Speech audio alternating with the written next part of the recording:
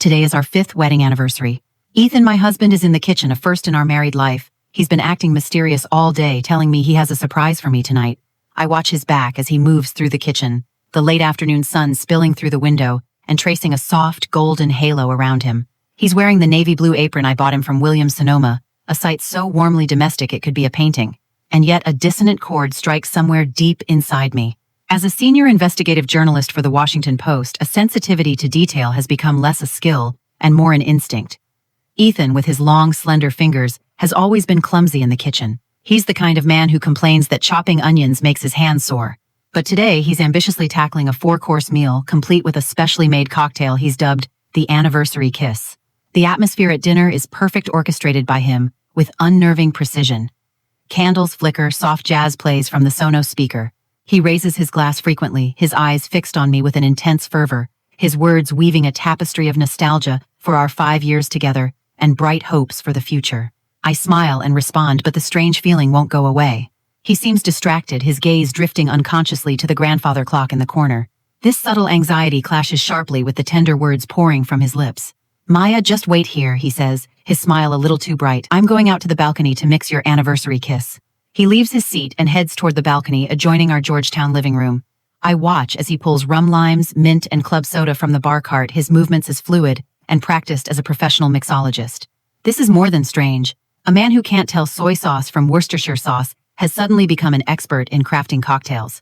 I pick up my DSLR from the side table. "I'm going to get some shots of the handsome bartender," I say with a smile.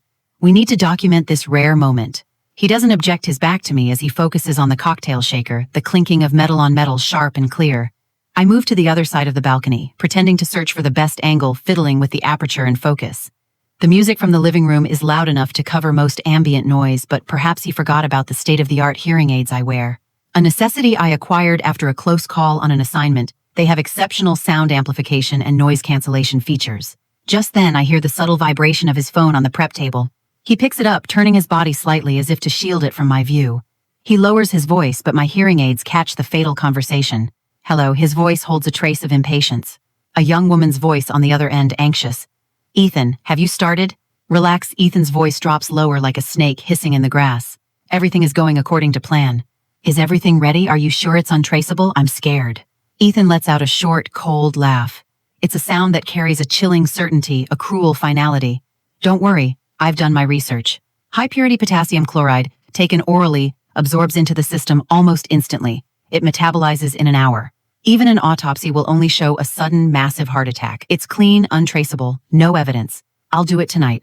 By tomorrow, we'll have the money. Potassium chloride. Heart attack. Untraceable. Every word is an ice pick, stabbing into my eardrums, shattering the beautiful, fragile illusion of a 5-year marriage I had built with love and trust.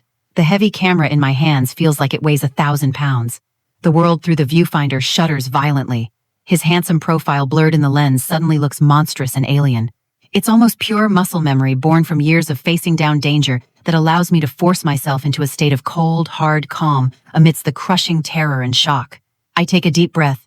The cold night air burns my lungs, but the sting helps to clear my chaotic mind. I am Maya Evans.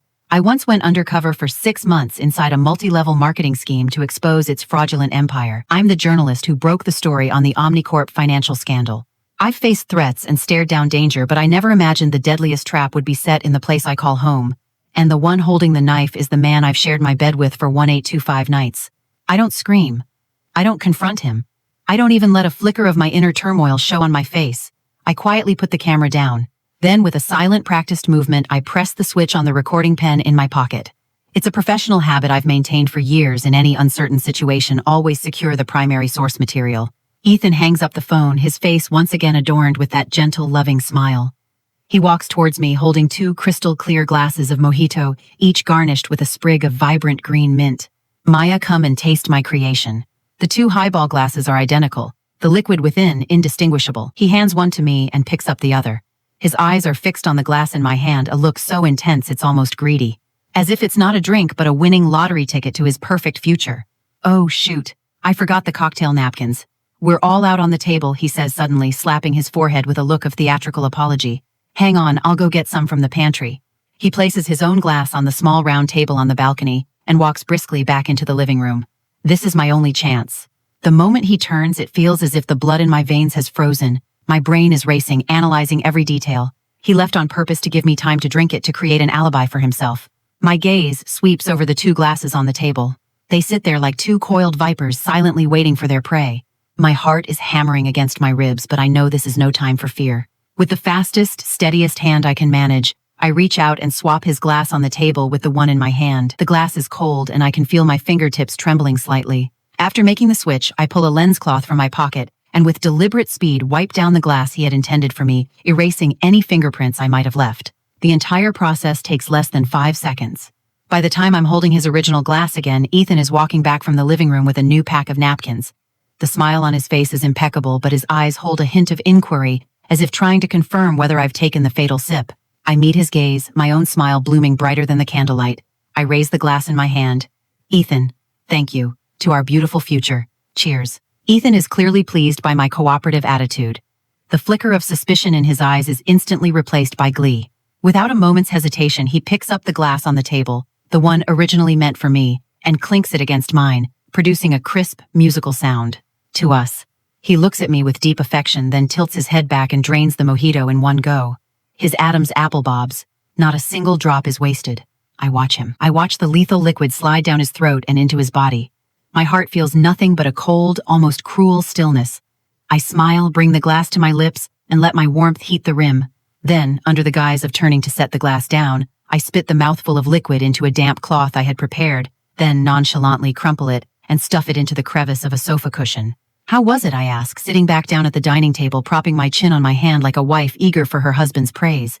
Amazing, Ethan says, smacking his lips with satisfaction, his face beaming with pride. See, I guess I have a hidden talent. As he speaks, he casually glances at the clock on the wall. 7:45 p.m. According to his phone call, the 1-hour metabolic window meant that by 8:45 p.m., it would all be over. The next hour stretches into an eternity. We chat like the most loving couple, reminiscing about the past. He talks about how we first met, about how nervous he was when he proposed. He describes every detail so vividly, as if all that love and affection were real. If I hadn't personally heard that phone call, I would have been completely fooled by his masterful performance. I listen quietly, adding a word here and there while my mind is coldly calculating the time. My eyes are fixed on his face, catching every subtle change in his expression. His gaze starts to wander. His topics become more scattered. He checks the clock more frequently, each movement a little too deliberate.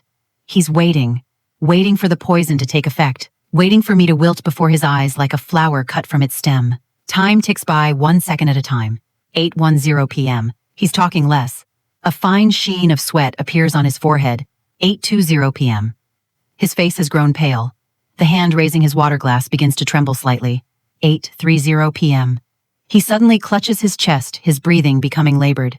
He looks at me, his eyes filled with disbelief, and finds me looking back, my face a mask of rosy health and concerned worry.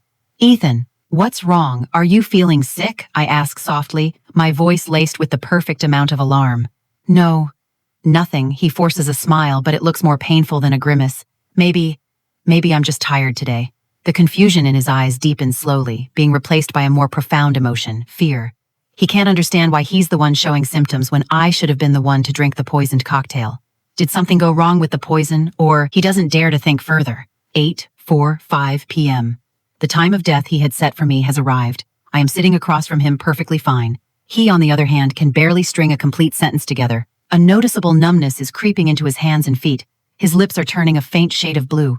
Each breath seems to require all the strength he has left. He stares at me, his eyes filled with an incredulous, desperate panic. He tries to stand up, but his limbs refuse to obey. Ethan, what's happening to you? Don't scare me. I stand up and rush to his side, my face a picture of pure panic. He collapses to the floor, his body beginning to twitch. A rattling sound escapes his throat like a fish gasping for air on dry land. With his last ounce of strength, he raises a trembling hand and points towards the first aid kit in the corner of the living room. He's asking for help, but he can't speak the truth. He can't say he's been poisoned because to do so would be to confess to his own attempted murder. His only hope is that I, like a normal wife, would assume he's having a heart attack and frantically search for nitroglycerin. I look at his pained, contorted face, my heart an icy void. I don't go for the first aid kit. Instead, I slowly kneel beside him, lean close to his ear, and whisper in a voice only the two of us can hear. Ethan, the symptoms you're having right now, they're exactly like the heart attack you described on the phone, aren't they? My words are like a bolt of lightning striking him in his fading consciousness. His pupils constrict violently. His body goes rigid. The eyes, clouded by a lack of oxygen, are instantly filled with an abyss of terror. He finally understands. From the moment I raised my glass to toast, he had already lost. I stand up, pull out my phone, and calmly dial 911. When the operator answers, my voice immediately cracks, filled with panic and helplessness. 911. What's your emergency? My husband just collapsed. Our address is, he seems to be having a heart attack, he can't breathe, please hurry. I deliberately give the wrong cause, steering the emergency response towards a cardiovascular event. I know this will buy more precious time for the toxins to metabolize. After hanging up, I look at Ethan on the floor now, semi-conscious, his lips slightly parted in agony. I don't spare him another glance. I walk into the bedroom and open the safe. Inside, several life insurance policies lie neatly stacked. On the beneficiary line of each one, the name is clear, Ethan Cole. The total payout, a neat $5 million. I take out my phone and meticulously photograph every page of the contracts, then immediately upload them to my private cloud and a separate encrypted email account, a double backup. Just as I finish, the distant wail of an ambulance siren pierces the night. I smooth my slightly disheveled hair, then pinch my thigh hard. My eyes instantly well up with tears. By the time I walk out of the bedroom, I have transformed back into the anxious, helpless, and deeply devoted wife, Maya Evans. The siren cuts off abruptly downstairs, followed by the sound of heavy, urgent footsteps. When the knock comes, I rush to the door, my face streaked with tears, my voice trembling with panic. Paramedics, please help my husband. 2 EMTs rush in, their movements, swift and professional. They immediately begin a preliminary assessment on Ethan, checking his blood pressure, heart rate, and pupil response. The lead paramedic, a middle-aged man, asks as he works, "Does the patient have any prior medical history?" "No." "Nothing," I sob, performing the role of a distraught wife flawlessly. "He's always been so healthy. We were just celebrating our wedding anniversary when he just collapsed." I deliberately emphasize the word suddenly, painting the event as completely unforeseen. "You said on the phone you suspected a heart issue," the younger EMT asks. I was just guessing," I say, wiping my eyes with the back of my hand, appearing utterly lost. He was clutching his chest and said he couldn't breathe, and it looked like the heart attacks I've seen on TV. "Please, you have to save him." The lead paramedic frowns. Ethan's vitals are extremely unstable. His blood pressure is plummeting and his heart rhythm is chaotic. He immediately issues an order. "Get the defibrillator ready. Push 1 of Epistat, we need to move now." They load Ethan onto a stretcher and move quickly towards the door. I grab a jacket and follow closely, crying so hard I look like a woman on the verge of a total breakdown. As the stretcher is lifted into the ambulance, Ethan's eyes seem to flicker open. His clouded gaze lands on me, a mixture of hatred, fear, and a faint, desperate plea for help. He wants to say something, but the lack of oxygen renders him mute. I meet his gaze, my face a mask of endless worry. But as I lean in close under the cover of the ambulance noise, I whisper in a voice only he can hear. "Ethan, hang in there.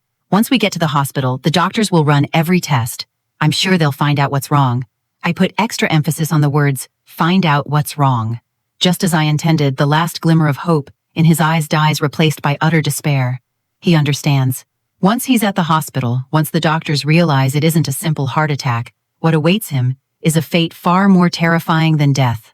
The untraceable, perfect murder he designed for me has now become an inescapable cage, locking him firmly inside. The ambulance doors slam shut in front of me. Inside, machines beep alarms, and the paramedics exchange rapid medical jargon. The air is thick with tension. I sit on a small seat in the corner, my hands clenched tightly together, my body swaying with the motion of the vehicle. My eyes never leave the man on the stretcher. I'm not crying. The real tears dried up the moment I heard that phone call. Right now, I am as calm as an observer, a journalist, documenting a scene. I watch them place an oxygen mask on his face, watch a thick needle pierce the back of his hand, watch the IV drip medication into his veins. All of this was meant for me. "Ma'am, the patient's condition is extremely critical," the lead paramedic says to me during a lull. "He may go straight to the trauma room. You need to prepare yourself." I immediately look up, my eyes filling with fresh tears. My voice trembles as I ask Doctor, what is wrong with him? Why is it so serious?" "The symptoms do look like acute heart failure, but some of the metrics are off," the paramedic says cautiously. "His pupillary light reflex is sluggish and there's evidence of central nervous system depression.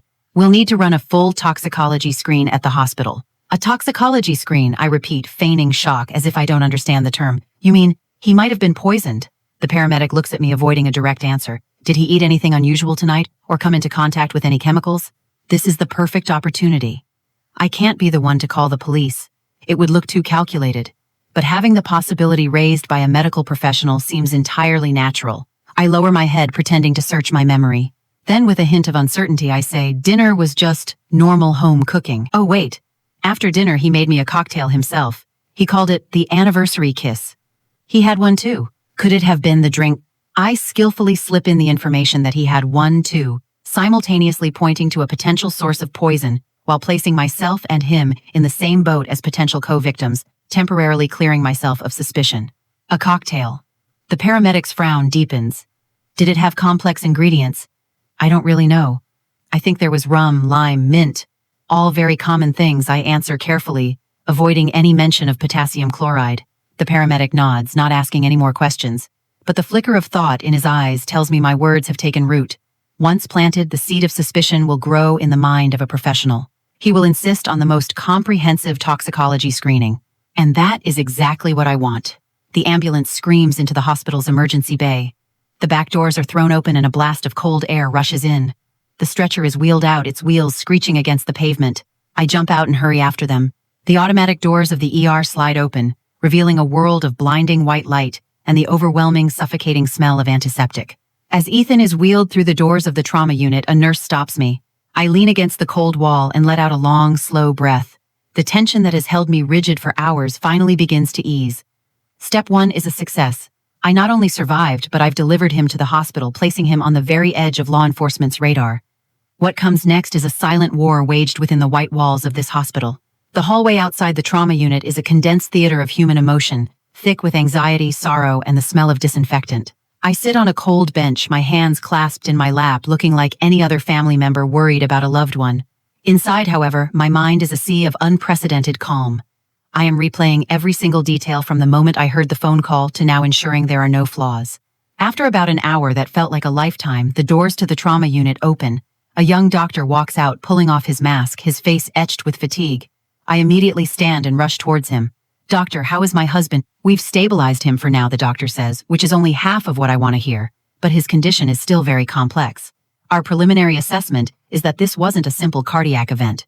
It's more consistent with poisoning. Poisoning, I feign shock and disbelief perfectly. "How could that be? We ate the exact same food." "That's what we need to ask you," the doctor says, his expression serious. "We detected an extremely high concentration of potassium ions in his blood, far exceeding the normal range. This was the primary cause of his cardiac arrest. We suspect potassium chloride poisoning. That's a strictly controlled substance typically used for medical injections. It's impossible for it to appear in a daily diet. Per hospital protocol, we have to report this to the police." Here it comes, I think to myself. Everything is proceeding exactly as I planned. I show no joy, instead adopting a tone of near collapse. "The police? How can this be, doctor? Are you sure you're not mistaken? How could we have something like that in our house? We're just reporting based on the test results." "The specifics will have to be investigated by the police," the doctor says, patting my shoulder consolingly before turning to leave. I lean against the wall, my body slowly sliding down until I'm crouched on the floor, my face buried in my arms. My shoulders shake as if I'm crying silently. Passing nurses and other families cast sympathetic glances my way. No one knows that beneath this facade of grief lies a mind as cold and sharp as a surgeon's scalpel. Ethan is moved to the intensive care unit with no visitors allowed for now. Before long, 2 uniformed police officers arrive at the hospital. After a briefing from the doctors, they find me. Mrs. Maya Evans, the lead officer, a middle-aged man with a square jaw and sharp eyes, asks. "Yes," I say, looking up with red swollen eyes, my voice hoarse. "We're detectives with the MPD. We need to ask you a few questions regarding your husband Ethan Cole's poisoning. The hospital has filed a report." "Detectives, I really don't know anything," I say, standing up, swaying slightly as if I'm about to faint from the shock. "Don't be alarmed, ma'am. This is just a routine inquiry," the younger female officer says, steadying me with a gentle hand. "Can you tell us in detail what you and Mr. Cole ate and drank tonight?" I recount the dinner menu and the specially made mojitos, omitting, of course, the detail about swapping the glasses. "Ethan made the 2 drinks himself," I emphasize. "We each had one and we drank them at almost the same time." "Why was he poisoned?" "But I'm perfectly fine." I pose the most critical question myself, positioning myself as a bewildered victim. The detectives take notes. "Has anything unusual happened in your lives recently? Have you made any enemies?" I shake my head, then hesitate as if just remembering something.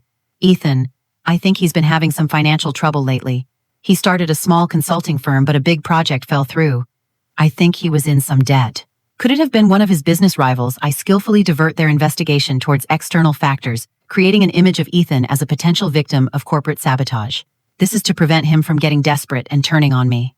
I need him to believe that if we stick to the same story blaming a non-existent third party, he might still have a chance. After the interview, the police inform me they will be going to our residence to conduct a crime scene investigation and ask me to remain at the hospital. I nod and watch them leave. The next morning, Ethan's condition stabilizes and he's moved from the ICU to a regular room. He's awake, but the ordeal of stomach pumping and resuscitation has left him as frail as a piece of paper. When I enter the room, he's lying in bed staring blankly at the ceiling. Seeing me, his clouded eyes move a complex mixture of hatred, fear, and the dazed confusion of a survivor. I close the door, place the thermos I brought on the bedside table, and say softly, "You're awake. The doctor said you can have some clear liquids. I made you some broth." My tone is as gentle as if nothing ever happened. He doesn't respond, just stares at me, his lips moving to form a raw, raspy sound. Why? What I ask, pulling a chair to his bedside, meeting his gaze calmly. Why was I the one who was poisoned? He asks, the words a painful effort. I smile, a smile completely devoid of warmth. Ethan, what are you talking about? The doctor said. We were both poisoned. It's just that I have a stronger constitution, so I didn't have a reaction. I lie with a straight face, blurring the lines of what happened. He clearly doesn't believe me, struggling to sit up. You switched the drinks. I switch the drinks. I raise an eyebrow in feigned surprise. I take out my phone, open a video file, and hold it in front of him.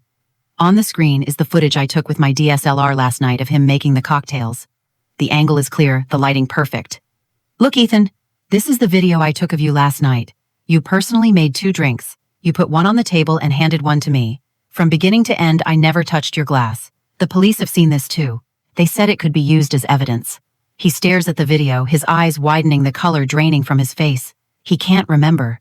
In his state of extreme nervousness and excitement, he can't recall which glass he handed me and which he placed on the table. My video, combined with his muddled memory, creates an evidentiary loop that is incredibly damning for him. No, impossible, he mutters to himself.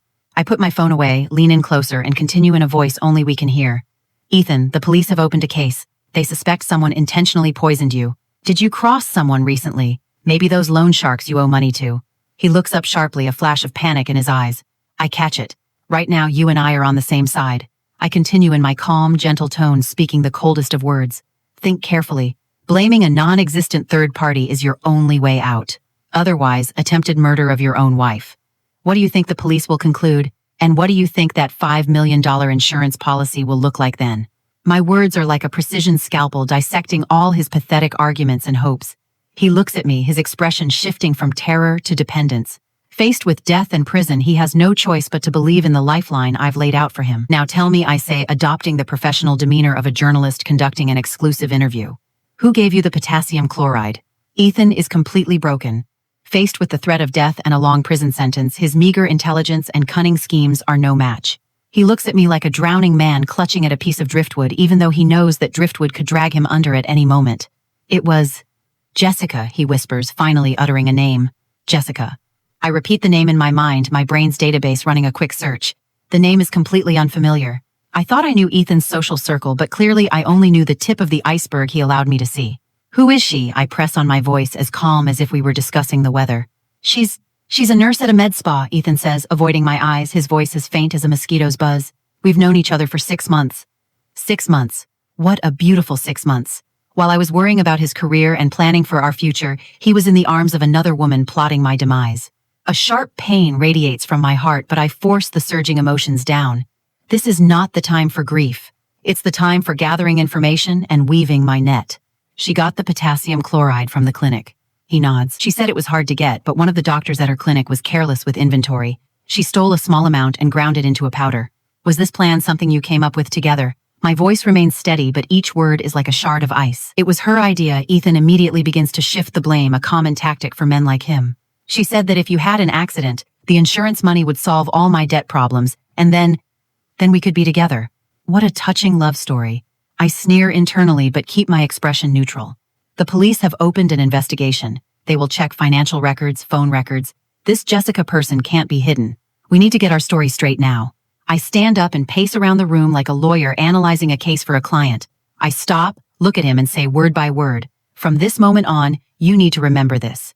You and Jessica are just casual friends. You were being threatened by loan sharks, so you went to her for help, hoping to buy something for self-defense like pepper spray. And you were poisoned because one of those non-existent loan sharks snuck into our house without your knowledge and put something in the drinks. The target was you, and I was just lucky. It's a story full of holes, but for now it's the only one that can temporarily distance both of us from the crime. It turns Ethan from a murderer into a victim, and Jessica from an accomplice into an unwitting pawn. And I become the lucky survivor. Ethan looks at me, his eyes filled with gratitude and dependence. Maya, I knew you still loved me. I almost laugh out loud. The word love coming from his lips is the greatest insult. I don't respond to his declaration, merely reminding him coldly, think through every detail of this story. You must answer every one of the police's questions according to this script. One wrong word, and we're both finished. Without another look at him, I turn and leave the room. The moment I'm out, I find an empty corner and quickly type out the contents of our conversation, encrypting it and sending it to my cloud storage. This isn't about trust, it's about evidence. A man like Ethan could turn on me at any moment to save himself. I need a record of him admitting Jessica's existence. That afternoon, the police came to see me again. This time they brought the preliminary findings from the crime scene. Mrs. Evans, we found a small, unlabeled vial at the bottom of your kitchen trash can, the lead detective said, his expression grave. Our lab confirmed that the residual powder inside matches the substance found in your husband's blood. It's high-purity potassium chloride. I immediately feign extreme shock. How is that possible? How could something like that be in our house? We also lifted a clear fingerprint from the vial, the detective continued. We ran it through the database. The print belongs to your husband, Ethan Cole. His words hit me like a bombshell. I stagger back, needing to brace myself against the wall to stay upright. I look at the detective, my eyes filled with pain and disbelief. No, that's impossible. Ethan, why would he try to harm himself? My performance is flawless. A devoted wife, shocked, grieving, and in complete denial upon learning her husband might have attempted suicide. We haven't ruled out that possibility, the female officer said, observing my reaction. But we found no suicide note, and judging by the dosage, it's more consistent with a planned homicide. Mrs. Evans, has your husband been acting unusually lately? Any signs of depression? Did he mention writing a will? I shake my head, tears streaming down my face. No, nothing at all. We were just planning a trip for next month. How could he? Detectives, someone must have framed him. It must have been those loan sharks. They threatened him, said they'd kill him if he didn't pay them back. I seamlessly introduced the script I created for Ethan. The two detectives exchange a look. Clearly, my statement provides them with another avenue for their investigation. Loan sharks, can you give us the specifics? I give them a brief overview of Ethan's struggling business and his borrowing from predatory lenders. I also unintentionally let it slip that he had asked a friend for help, a nurse named Jessica, hoping to get something like pepper spray for self-defense. I've now reframed the potassium chloride as a self-defense item, further marginalizing Jessica's role and making her seem like an innocent friend caught in the crossfire. My goal is to make the police believe that the trail leading to Ethan and Jessica is a setup, and the real culprit is the non-existent third party. After the police leave, I immediately send a text to Ethan, updating him on the police's findings, and my statement telling him to maintain the same story. He quickly replies with an okay, followed by thank you, thank you, thank you. I stare at the words, feeling nothing but bitter irony. I'm not helping him. I'm weaving a more intricate cage for him.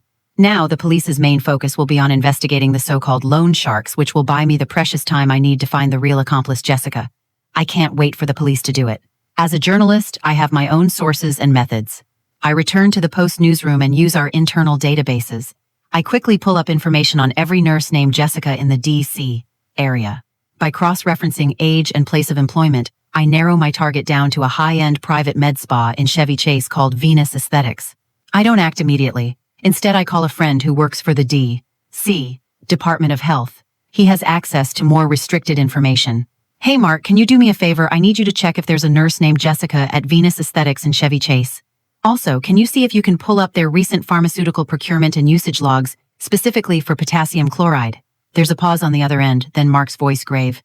Maya, what are you asking about that for? Potassium chloride is a high-risk controlled substance. Misuse is a serious felony. I'm working on a story, I reply calmly. It's a matter of life and death. The police investigation into the non-existent third party hit a dead end. The phone numbers Ethan provided for the supposed loan sharks were either disconnected or untraceable, clearly fabricated to support his story. Inevitably, the focus of suspicion shifted back to Ethan and me. The detectives began to question me, repeatedly probing every detail of that night, searching for cracks in my testimony. I remained composed, playing the role of the victimized wife to perfection. My grief, my confusion, my defense of my husband, it all seemed so real. But I knew this charade couldn't last forever. The police weren't fools. They would eventually find the logical inconsistencies in the story. I had to find Jessica, and fast. Just then, Ethan started to panic. Through a relative who came to visit, he secretly passed me a note. On it, scrawled in a shaky hand, were the words, "The vial. I remember now. I threw the bottle for the powder in the kitchen trash. The police will find it." I looked at the note and smiled coldly. He finally remembered. Too late. The police had not only found the vial, but they had also lifted his fingerprint from it. But I didn't tell him that. Instead, I decided to use his fear. I immediately wrote back on a new slip of paper, "Don't panic. The police haven't searched the house yet. They've only questioned me at the hospital. I'll find a way to go back and get rid of it now." I deliberately created a sense of urgency, making it seem like I was rushing to cover his tracks to earn his deeper trust. In reality, I had no intention of going home. I knew our Georgetown townhouse was likely under surveillance by plainclothes officers. I needed a plausible reason to leave the hospital, and a reason that would lure Jessica out into the open. I dialed Ethan's mother's number. Carol, who lived in rural Ohio, had never liked me, considering my demanding career an affront to her idea of a proper wife. The moment she picked up, I burst into tears. "Carol, you have to come. It's Ethan. Something terrible has happened." I told her the whole story, embellished of course with the version I had fabricated. Ethan, the victim of a vicious business rival, poisoned, and now fighting for his life. On the other end of the line, she shrieked and wailed, promising to catch the first bus to D.C. After hanging up, I texted Ethan, "Your mom is on her way. You have to get Jessica to go to the house and get rid of that vial before she arrives. Once your mom is here, there will be too many people around. It'll be impossible." I had put him under immense time pressure, and he took the bait. He replied almost instantly, "Okay, I'll contact her right now." I could almost picture him in his hospital bed, frantically typing a message to his lover. Meanwhile, I was on my iPad, calmly watching every word he typed appear on my screen, thanks to a cloud-syncing keylogger I'd installed on his phone months ago for a story I was working on. "Jess, I need your help. The vial with the powder is still in the kitchen trash at my place. The cops could search it any time. You have to go get it and dispose of it immediately. The address is, the spare key is under the doormat." The message sent. I didn't intercept or delete it. In fact, I wanted Jessica to hurry. Because 5 minutes before Ethan sent that text, I had used a burner phone to make an anonymous 911 call reporting a suspicious young woman attempting to break into a townhouse at that very address. Now it was a race against time. Would Jessica find the vial first, or would the police catch her in the act? I sat on a bench in the hospital corridor, outwardly anxious about my mother-in-law's impending arrival. In reality, a micro earpiece was tucked into my ear, feeding me real-time traffic updates from a friend in the city's traffic division. "All units be advised. White VW Beetle license plate is proceeding at high speed from the vicinity of Venus Aesthetics towards Georgetown. Monitor and report location."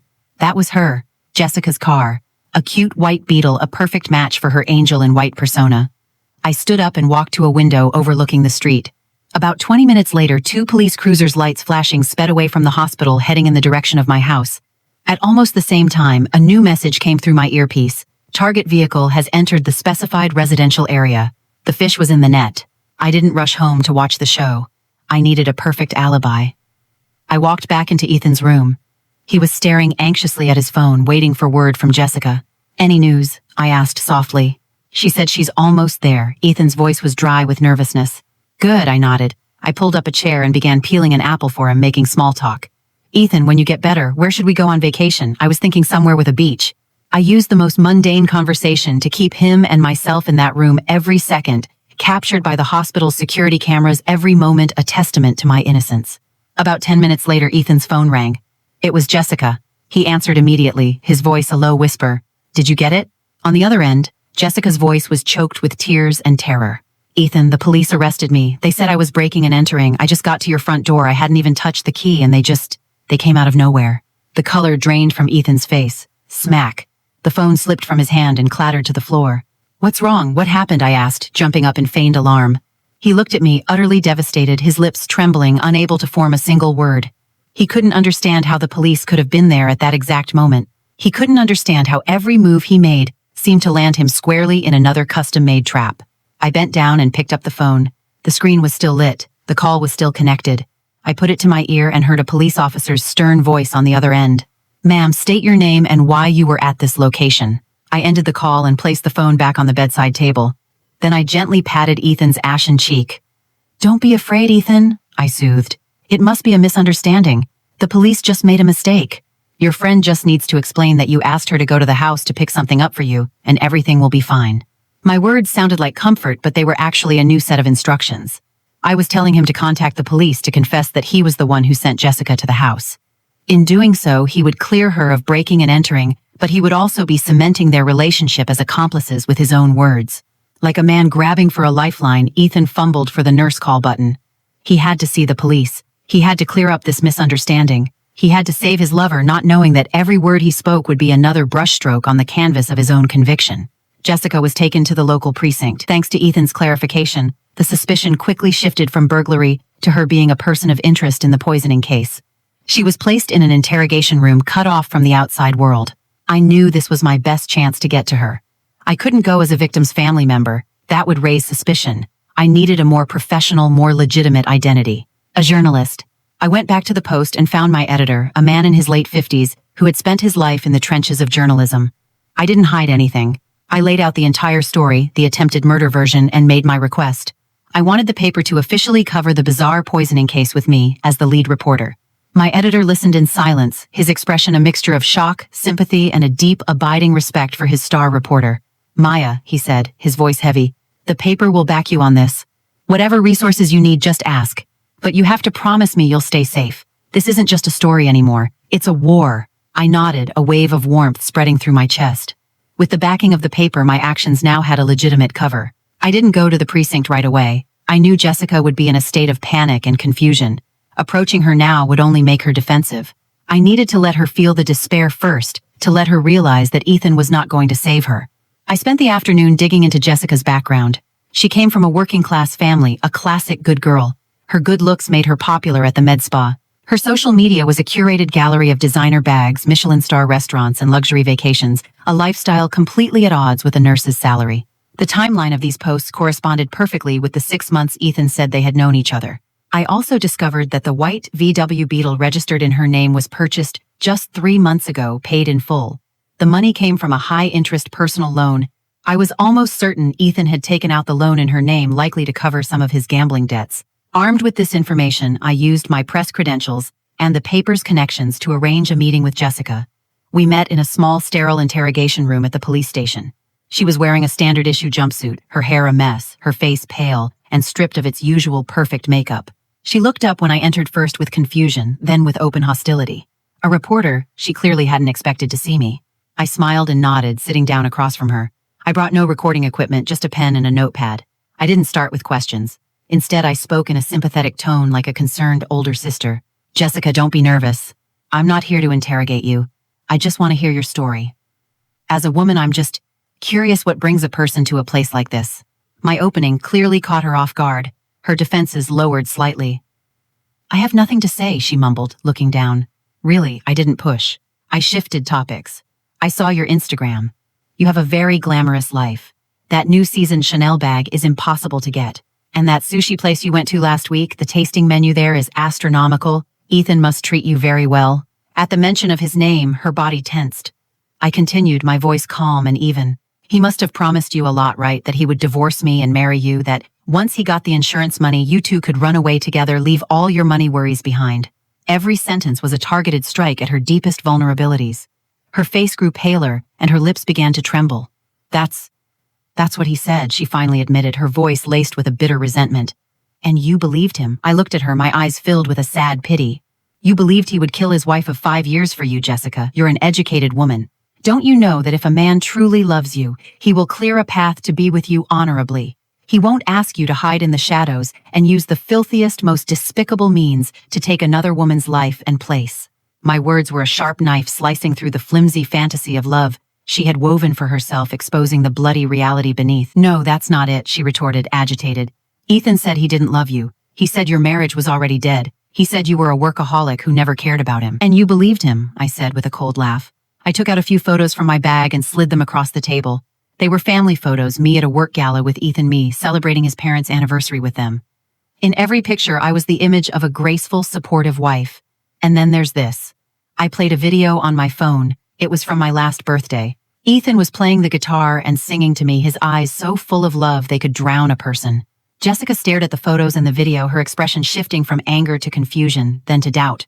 Now let me tell you something else, I said, putting my phone away and leaning forward, lowering my voice. At the hospital, Ethan has already pinned everything on you. He's telling the police that you were the one who provided the potassium chloride, that you were the mastermind behind the whole plan. He's claiming he was just weak, that he was so in love with you he let you lead him astray. What? Jessica shot to her feet, the chair screeching against the floor. How could he? It was him. He begged me to help. He said he was being hounded by loan sharks and had no other way out. Calm down, Jessica, I said, gesturing for her to sit. This isn't the time to argue about who's to blame. The fact is to save himself. Ethan has already thrown you to the wolves. If you continue to cover for him, you'll be facing a charge of accessory to attempted murder. You know better than I do how many years that carries. She collapsed back into the chair, utterly defeated, tears finally streaming down her face. I didn't comfort her. I just watched her cry. When her sobs subsided, I handed her a tissue and stated my purpose in the plainest possible terms. You have only one way out of this now. Become a witness for the prosecution. Give the police everything you have, all your text messages with Ethan. The money transfer records the proof that he asked you to retrieve that vial. Do that, and you might get a reduced sentence for being an accomplice. Otherwise, you can go down with him and pay for your so-called love story in prison. I stood up, looking down at her like a judge pronouncing a sentence. I'll give you 1 day to think about it. I expect an answer by this time tomorrow. I turned and walked away without looking back. I knew she would make the right choice. Self-preservation is the most basic human instinct, and I had just offered her the only chance she had to survive. Just as I was waiting for Jessica's decision, an unexpected player entered the field, my mother-in-law, Carol. She arrived at the hospital after an overnight bus ride, looking exhausted and disheveled. The moment she walked into the room and saw her precious son lying pale and weak in the bed, the grief and rage she had been nursing all journey erupted. But her target wasn't the non-existent culprit. It was me. You're bad luck, she shrieked, rushing at me like an enraged lioness, her hand raised to slap me. I didn't flinch, just stared at her coldly. My gaze must have given her pause because her hand stopped mid-air, but I knew this was only the beginning. My Ethan has had nothing but misery since he married you, she spat, her voice sharp and venomous. All you do is care about your stupid job. When have you ever truly cared for him? Now look, he's been harmed like this. Are you happy now, you black widow? Her tirade attracted the attention of the other patients and their families in the ward. I didn't argue. I didn't cry. I just stood there and let her vent. I knew that the more vicious she was, the more it would highlight my own silent, dignified suffering. From the bed, Ethan weakly tried to intervene. Mom, stop it. It's not Maya's fault. His defense only served as further proof of my manipulative powers in his mother's eyes.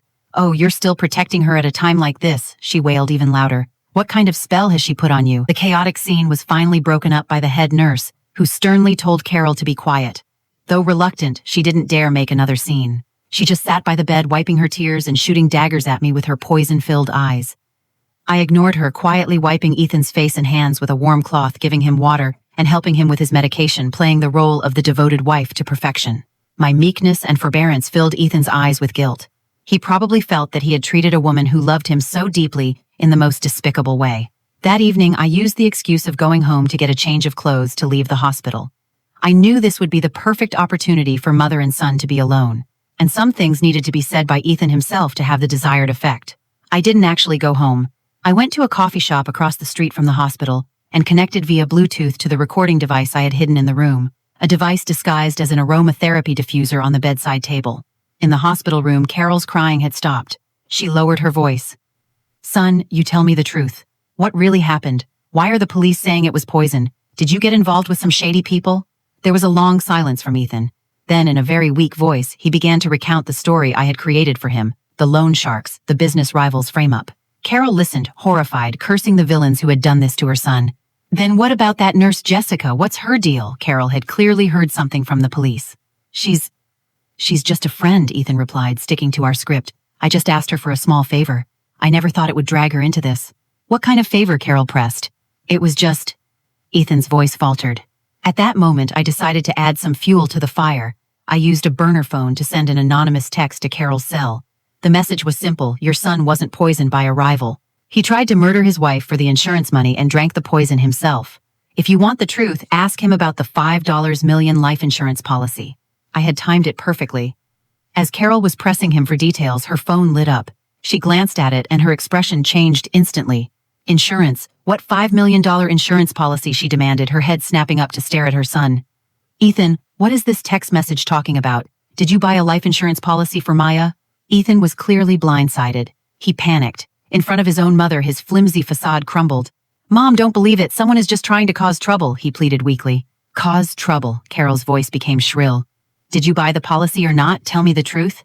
Under his mother's relentless questioning, Ethan finally broke. He stammered, admitting the policy existed but insisting it was just normal financial planning. But once the seed of doubt was planted, it grew with ferocious speed. Carol was not a stupid woman. She was shrewd and selfish. She immediately connected the dots: poison insurance, the bad luck daughter-in-law. She arrived at a conclusion that terrified even herself. "Ethan," she gasped, grabbing his arm, her voice trembling. Did you try to arrange an accident for your wife to get the money to pay off your debts?" Ethan was stunned by his mother's accusation. He couldn't believe she had so accurately guessed his motive. Seeing the silent admission on her son's face, Carol's expression showed no horror, no condemnation. Instead, her eyes began to gleam with a greedy, excited light. She leaned in close, her voice dropping to a conspiratorial whisper. "Oh, you foolish boy. Why would you do something like this yourself? You should have told me. Your mother has ways. I could have made sure she got sick and died, or had an accident, all looking perfectly natural. No one would have ever found out." Hearing that, I turned off the recorder. A chill that had nothing to do with the air conditioning crept deep into my bones. I had always thought my mother-in-law was merely petty and selfish. I never imagined that such a monster lurked beneath the surface. They were cut from the same cloth. I didn't release the recording immediately. This piece of evidence was even more damning than Jessica's testimony. It not only proved Ethan's motive for murder, but also implicated his seemingly innocent mother.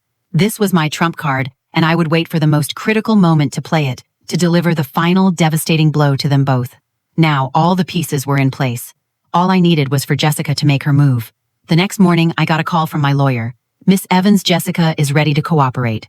Jessica's psychological defenses were weaker than I thought. After 2 sleepless nights in a holding cell, faced with the despair of being completely abandoned by Ethan, she broke. She chose to save herself. She gave a full confession to the police, handing over all her chat logs and money transfer records with Ethan. It was a damning record. Starting 6 months ago, Ethan had ensnared her with sweet talk and luxury gifts. He painted a beautiful picture of their future, promising to take her abroad to start a new life as soon as the insurance money came through. The chat logs showed them discussing various accident scenarios in detail, from a staged car crash to gas poisoning, before finally settling on the high-success, low traceability option of potassium chloride. Ethan's counter-surveillance skills were clearly learned from cheap detective novels. He had even searched online for how to commit the perfect murder and sent links to Jessica. All of it became irrefutable evidence against him. Even more damning, Jessica provided an audio recording she had secretly made of a phone call. It was Ethan telling her to dispose of the vial. In the call, Ethan's voice was clear. "Don't worry. Once Maya is dead, all our problems will be solved. Her job as a journalist has made her plenty of enemies. The police will just think it was retaliation." When the police presented this mountain of evidence to Ethan in his hospital bed, the mask of innocence he had been wearing was finally torn to shreds. His face turned from pale to ashen. He knew it was over. But a cornered animal is the most dangerous. Realizing he had no way out, Ethan made the most desperate and foolish decision of all. He turned on me. He told the police that the entire thing was a setup orchestrated by me. He claimed that I had discovered his affair with Jessica and in a fit of jealous rage staged the entire poisoning to frame him, ruin his life, and take all their marital assets. He even fabricated details. Those 2 drinks, he claimed, I was the only one who touched them from start to finish. "She knows I love mojitos, so she deliberately poisoned one of them and tricked me into drinking it. She's a journalist. She knows how to manipulate public opinion, how to lead the police. You've all been played by her." The accusation was absurd, but my very competence and composure gave it a sliver of plausibility. A normal woman, upon discovering her husband's murder plot, would have panicked. She wouldn't have calmly recorded evidence, switched drinks, and expertly steered the investigation. My perfect victimhood in a twisted way became a weapon he used against me. Soon, sensationalist posts began to appear online. Famous journalist scorned poisons, cheating husband. Inside the mind of a media black widow. The lurid headlines paired with my work photos and personal pictures spread like wildfire. A vocal minority swayed by the narrative began leaving hateful comments on my social media accounts. The post's phone lines were jammed. My editor was under immense pressure. There was talk from the higher-ups about suspending me to quell the public relations storm. I was facing an unprecedented crisis. The war had moved from the quiet hospital room to the public square. Ethan was trying to destroy my career, my reputation, to cause my social death.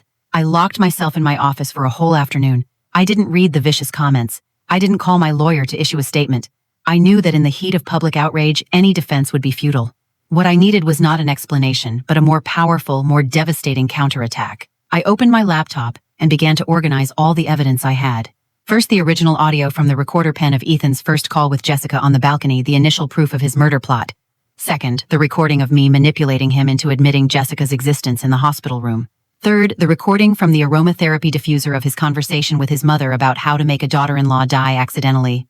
Fourth, documents I had obtained through my sources detailing Ethan's gambling debts in Atlantic City and the loan agreements he had with several predatory lenders, a sum large enough to drive him to desperate measures. Fifth, a complete record of all the transfers and receipts showing him using our joint funds to buy luxury goods for Jessica and pay her rent. I organized everything meticulously, creating a clear, chronological, and unbreakable chain of evidence. By the time I finished, night had fallen. I didn't turn the evidence over to the police, nor did I immediately release it online. The battlefield of public opinion required a perfect moment for detonation. I would wait. I would wait for Ethan and the forces behind him to push this farce to its absolute peak. Sure enough, the next day, an even more explosive exposé appeared online. Written from the perspective of an insider, the article detailed a fabricated version of how I poisoned Ethan. It even included forged chat logs and medical documents painting me as a cold, calculating monster. At the end of the article was a link to a GoFundMe, calling for donations to help poor, victimized Ethan with his medical and legal bills. I looked at the article and smiled. The time had come. I didn't release the story myself. Instead, I gave everything I had, my entire meticulously organized dossier of evidence, as an exclusive to the New York Times, our paper's biggest rival. I knew the media landscape better than anyone. Nothing drives traffic like a shocking, exclusive reversal. I had only one condition: they were not to inform me before publication and were to keep it a complete secret. After sending the files, I turned off my phone, brewed a cup of tea, and sat by the window. Outside, the city lights twinkled. I knew that just before the dawn comes the deepest darkness, and I was ready for the storm. The in-depth report from the New York Times landed like a nuclear bomb the next morning.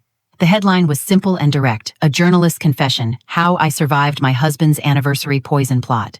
Written in my own voice, the article laid out the entire sequence of events with cold, journalistic precision. It started with the fatal mojito on our anniversary move to the overheard phone call on the balcony, and detailed how I used my professional skills to gather evidence and turn the tables in a life-or-death situation. Every claim was backed by irrefutable proof. The original audio recording was made public. Ethan's voice saying, "Don't worry, it metabolizes in an hour," untraceable, was a dagger through the heart of his lies. The screenshots of his chat logs with Jessica, filled with cold-blooded planning, were laid bare. The chilling conversation between him and his mother in the hospital room discussing how to make me disappear exposed the family's deep-seated malevolence to the world. The markers from Atlantic City, the high-interest loan agreements, the receipts for gifts lavished on his mistress, every piece of evidence was a heavy brick, demolishing the victim persona he had so carefully constructed. At the end of the article, I included a personal statement. As a journalist, my duty is to seek the truth. In the past, I sought it for the public. This time, I sought it for myself. I was not killed by that poisoned glass, and I will not be destroyed by this campaign of lies. I have faith in the law, and I have faith in justice. It may be delayed, but it will not be denied. The story created a tidal wave. The internet exploded. The same people who had been vilifying me the day before reversed course completely.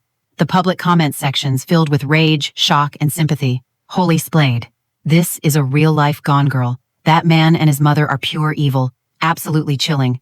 I can't even imagine. The person you sleep next to wants to murder you. All respect to Maya Evans. That level of composure and strategic thinking is incredible. A masterclass in survival. And that mistress Jessica is no better, willing to help kill someone for money. The slanderous article and the pathetic GoFundMe page became national laughingstocks. The blog that published it was quickly exposed as a front for a shady PR firm hired by one of Ethan's cousins. The police called the post almost as soon as the article went live. They were displeased that I had released key evidence to the public, but they had to admit that it had provided them with a decisive advantage. I was called back to the station. This time I wasn't met by detectives, but by the deputy chief of police. He looked at me with a complex expression. "Miss Evans, you are truly one of a kind."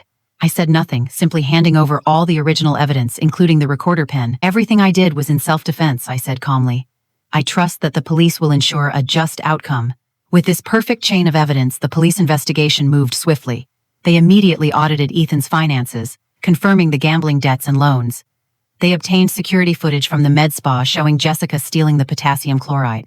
With physical evidence, witness testimony, and clear motive, everything was in place. Faced with irrefutable proof, Ethan and his mother's psychological defenses collapsed.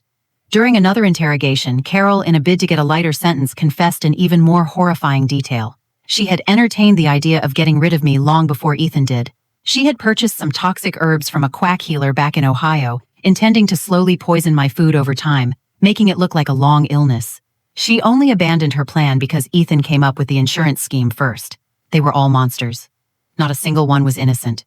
From the day I married into that family, I had walked into an elaborate trap. They were never interested in me as a person, only in the social status my career afforded them and the financial windfall my death would bring. A wave of retroactive fear washed over me, followed by a profound sense of gratitude. Gratitude for the professional instincts that had alerted me to the danger, and for the composure that had allowed me to make the right moves when it mattered most. The investigation was drawing to a close. Ethan, Carol, and Jessica were all in custody awaiting trial. I could finally breathe. I took an extended leave of absence from the post and went back to my parents' home in the quiet suburban town where I grew up. It was the only safe harbor I had left. My parents didn't know the full gruesome details, only that I was getting a divorce. They didn't press me, just quietly cooked my favorite meals and sat with me in the evenings. One night, as my mother and I were sitting on the porch, she took my hand. "Maya," she said softly, "no matter what happens, you always have a home here." Looking at the new strands of gray in her hair, I finally broke down and cried. It was the first time I had truly cried since it all began. Not out of fear or sadness, but because in the cold, desolate wasteland of what my life had become, I had finally found a flicker of pure, unconditional warmth again. Under the combined pressure of public opinion and the police investigation, Jessica, desperate to secure a plea deal, requested a face-to-face confrontation with Ethan at the hospital. The police agreed. It wasn't just a confrontation, it was a final judgment designed to shatter what was left of Ethan's psychological defenses. As the primary victim, I was allowed to attend, accompanied by detectives. When I walked back into that familiar hospital room, Ethan looked even more haggard than before. Dressed in a standard-issue jumpsuit with his hands cuffed, he was curled up on the bed like a frightened animal. When he saw me and Jessica enter, flanked by 2 officers, the last bit of light in his eyes died. Jessica looked at the man she had once risked everything, for her eyes filled with disappointment and hatred. "Ethan," she began, her voice cold and devoid of emotion, "are you going to keep pretending?" Ethan didn't look at her, burying his head lower. "You said you loved me," Jessica continued, her voice clear and steady in the quiet room. "You said you'd divorce her for me. You said we'd go abroad and start a new life with the money. But now, you've pinned every single crime on me. Are you even a man?" Ethan remained silent. "I'm asking you one more time," Jessica's voice rose slightly. "Did you or did you not ask me to get the potassium chloride? Did you or did you not mastermind the plan to murder Maya?" Ethan's head snapped up, his eyes bloodshot. "It was you," he screamed hysterically. "It was all you, you bitch. You seduced me. You were after my money. If it wasn't for you, none of this would have happened." Even now he was trying to deflect blame. Jessica laughed, a bitter, humorless sound. "After your money, Ethan, let's not forget that car is under a loan in my name. How much of the money you lost in Atlantic City did you con out of me? Your so-called company is nothing but an empty shell. You've been lying to me from the very beginning." Their squabbling laid bare the filthy secrets of their affair. I stood by silently, a true observer. Only when there was a lull in their accusations did I speak. "Ethan," I said softly. My voice was quiet, but it carried a weight that instantly silenced the room. He turned to me, his eyes filled with a venomous hatred. I ignored it and looked at him calmly, asking the one question I needed an answer to for myself. "Was there ever a single moment when you felt anything real for me?" It was the final post-mortem on my 5 years of marriage. He stared at me, then burst into manic laughter, tears streaming from his eyes. "Real feelings, Maya, don't flatter yourself. From the day I married you, I was only interested in the prestige of your name. I thought you could help me get investors, expand my network. But you, what can you do besides write a few stupid articles? You were a tool. And when that tool stopped being useful, of course I had to find a new one." His words were a poisoned dagger twisting into the part of me that had once been softest. Even though I already knew the truth, hearing him say it aloud, the complete negation of my love, the confirmation of my utility, was a suffocating humiliation. But I didn't break. I simply nodded. I reached into my bag and pulled out my wedding ring. "You're right. I was a tool." I walked to his bedside and placed the ring on the nightstand. And now this tool is buying her freedom. "Ethan, we are done." I looked him in the eye and said word by word, "Do you know what your biggest mistake was? It wasn't your greed or your stupidity. It was that you picked the wrong person to mess with. You thought I was just some ordinary woman lost in a fantasy of love, but you forgot that my entire profession is about dealing with lies and evil. You tried to destroy me with a lie, but in the end, you were the one consumed by the truth." Without another glance at him or the equally pathetic Jessica, I turned and walked toward the door. Just as I was about to leave, I heard a desperate guttural scream from behind me. "Maya, I hope you rot in hell." I paused, but I didn't turn around. "You should save that sentiment for yourself," I said calmly. Stepping out of the room, I was met by the bright afternoon sun. I took a deep breath, finally replacing the sterile, desperate air of the hospital with fresh oxygen. I felt a sense of release I had never known. That confrontation wasn't just for Ethan, it was for me. I had finally, with my own hands, put a decisive and definitive end to my dead marriage. From this day forward, I was no longer anyone's wife. I was just Maya Evans, a survivor, standing on the ruins of her past, ready to rebuild. Just when I thought it was all over but the long wait for the legal process to conclude, Ethan made one last desperate move. Due to the irreversible damage his body sustained from the poisoning, coupled with his mother's public theatrics threatening suicide, he was granted bail after a complex series of legal maneuvers. He was to be under house arrest pending trial. When my lawyer told me the news, my first reaction wasn't anger but a cold, sharp sense of alarm. A cornered snake is unpredictable. He had nothing left to lose. Reputation, career, money, love, all gone. For a man like that, the only thing left might be the desire to drag me down to hell with him. My lawyer shared my concern. "Miss Evans, you must be extremely careful during this time. Don't go out alone. Reinforce the security at your home. Ethan's mental state is highly unstable." I took his advice. I didn't return to my townhouse. The Post arranged for me to stay in a high-security corporate apartment.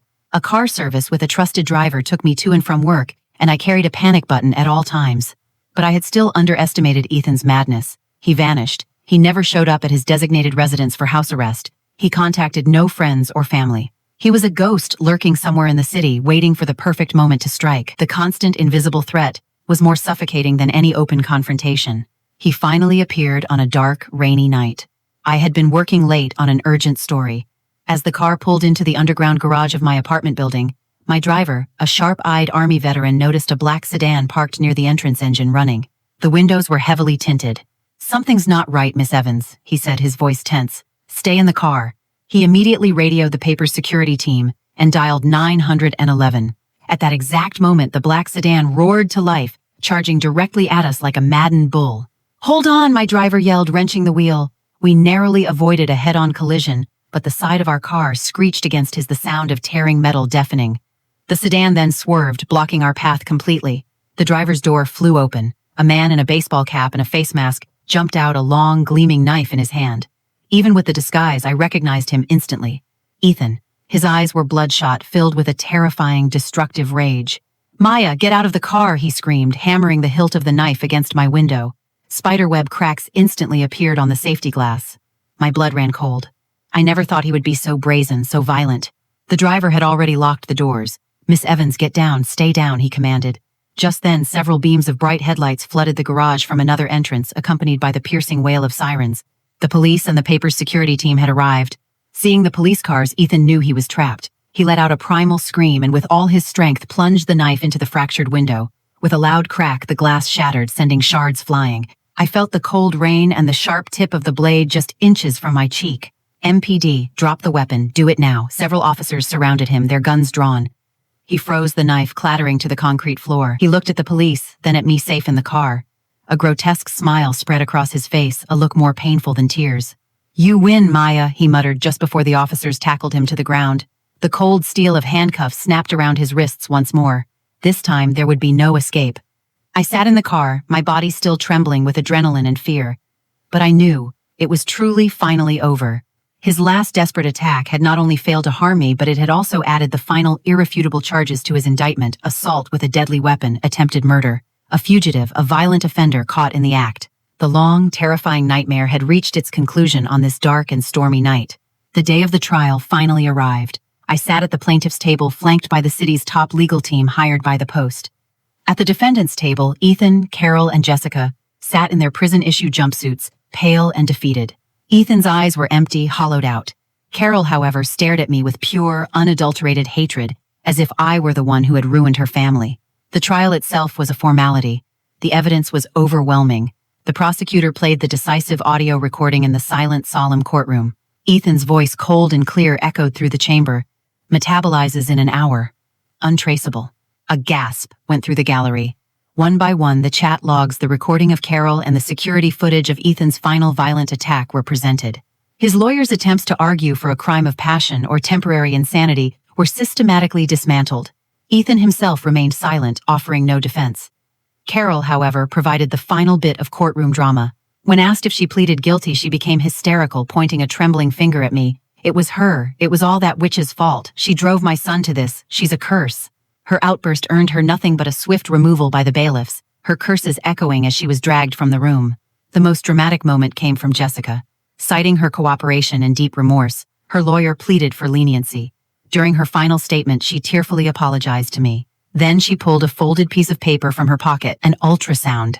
"Your Honor, I'm pregnant," she sobbed. "The baby is Ethan's. For the sake of my child, I'm begging you for a chance to start over." The courtroom erupted in murmurs. Ethan looked up, his face a mask of disbelief. Even I was taken aback. To use an unborn child as a shield at the last moment was a move of breathtaking cynicism. But the law is the law. After a brief recess, the judge delivered the verdict. Ethan Cole, for charges of attempted murder, insurance fraud, and aggravated assault, was sentenced to 25 years to life in prison. Carol Cole, for conspiracy and solicitation to commit murder, was sentenced to 10 years. Jessica, for her role as an accomplice, but given her cooperation and extenuating circumstances, was sentenced to 5 years of probation and had her nursing license permanently revoked. As the judge's gavel fell, I let out a long, slow breath. Justice, though delayed, had not been denied. Outside the courthouse, a sea of reporters swarmed me. "Miss Evans, are you satisfied with the verdict? Maya, what are your plans now?" I said nothing. I simply turned to the cameras and gave a deep, respectful bow. Then, escorted by my editor and colleagues, I pushed through the crowd and got into a waiting car. As the car pulled away, I watched the courthouse recede in the rearview mirror. The war was won, but I had lost 5 years of my life. My phone buzzed. A text from my lawyer. "Miss Evans, the civil divorce hearing is tomorrow. Given that Ethan is the at-fault party, you will be awarded all marital assets." I texted back 2 words. "Thank you." The accounting had just begun. The divorce proceedings were a swift epilogue. With the criminal convictions in place, Ethan had no legal ground to stand on. He didn't even appear, sending a court-appointed lawyer in his stead. The judge granted the divorce and awarded me everything: our townhouse, the cars, all bank accounts and investments. The court also ordered Ethan to repay all the joint funds he had spent on Jessica. With the divorce decree in hand, I began to systematically dismantle my old life. First, I sold the house. The place that held 5 years of memories was now just a cold, tainted space. It sold quickly. The money in the bank felt not like a victory, but like the shedding of a heavy weight. Second, I sold the cars. I didn't want to drive another mile in anything that reminded me of him. Third, I closed every joint bank account, transferring the balance into a new account under my name alone. These numbers, once a symbol of our shared future, were now the capital for my new beginning. During this process, I discovered the true extent of his deception. Beyond the gambling debts, he owed money to suppliers for his sham company. He was a complete fraud. I had my lawyer issue a public notice disavowing any responsibility for his personal debts. As for Jessica, though she avoided prison, her life was ruined. The story was everywhere. She was fired and ostracized from her community. She had to return to her small hometown.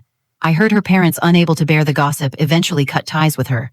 She called me once, crying, begging for money to start over somewhere new for the sake of her baby. I refused. "Jessica," I said calmly, "your child is innocent, but you are not. You made your choices. I have no obligation to finance your future." I hung up and blocked her number. I am not a saint.